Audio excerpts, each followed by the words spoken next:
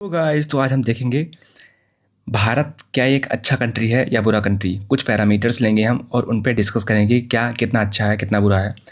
अगर कल्चर के point of view से बात करें तो कल्चर के पॉइंट ऑफ व्यू में बात एक आती है कि कल्चर के हिसाब से डाइवर्स है या इतना डाइवर्स नहीं है। तो हाँ, भारत डाइवर्स तो है, पर डाइवर्सिटी का मतलब बिल्कुल भी नहीं होता है कि वो अच्छा है।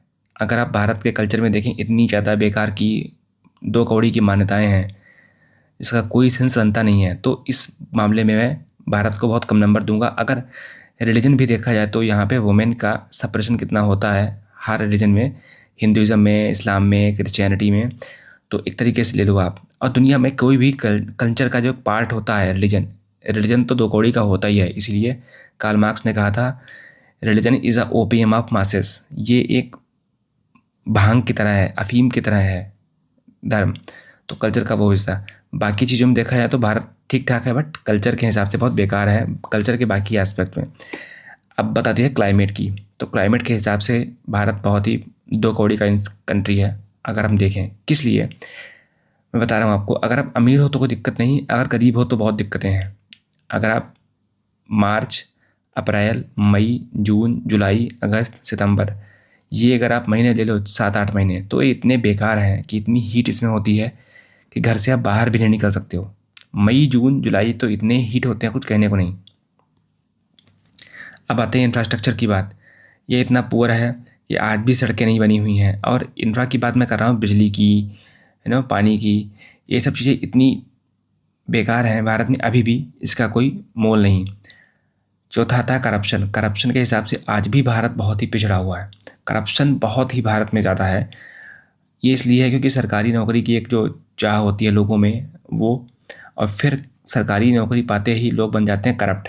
अब करप्शन दोस्तों पैसे का भी होता है और मोरल का भी करप्शन होता है, कि आप खुद सरकारी टीचर हो लेकिन अपने बच्चे को आप प्राइवेट में पढ़ा रहे हो, क्योंकि आपको पता है कि सरकारी स्कूलों में करप्शन हो रहा है पढ़ाई के बारे में, कि ये टीचर बच्चे को पढ़ा ही नहीं रहा है, इसीलिए लोग ऑनलाइन यूट्यूब पे पढ़ रहे हैं।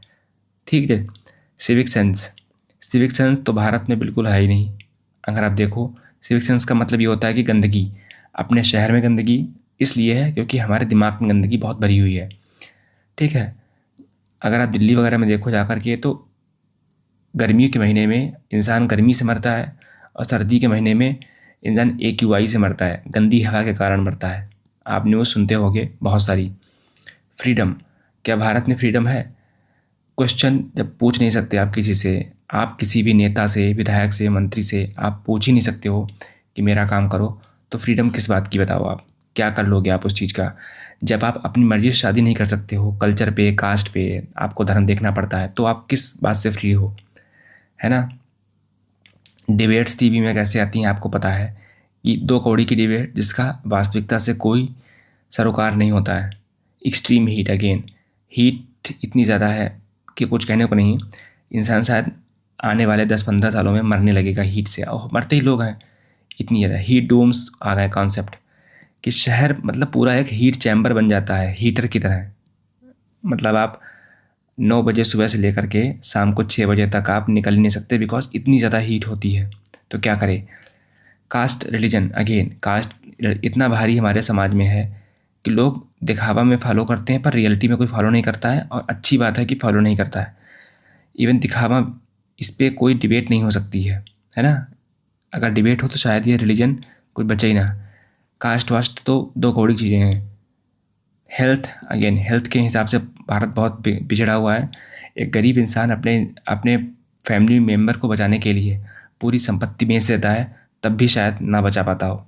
तो इसलिए भारत में हेल्थ जो है सेक्टर काफ़ी गरीब है, गरीब लोगों के लिए काफ़ी बेकार है।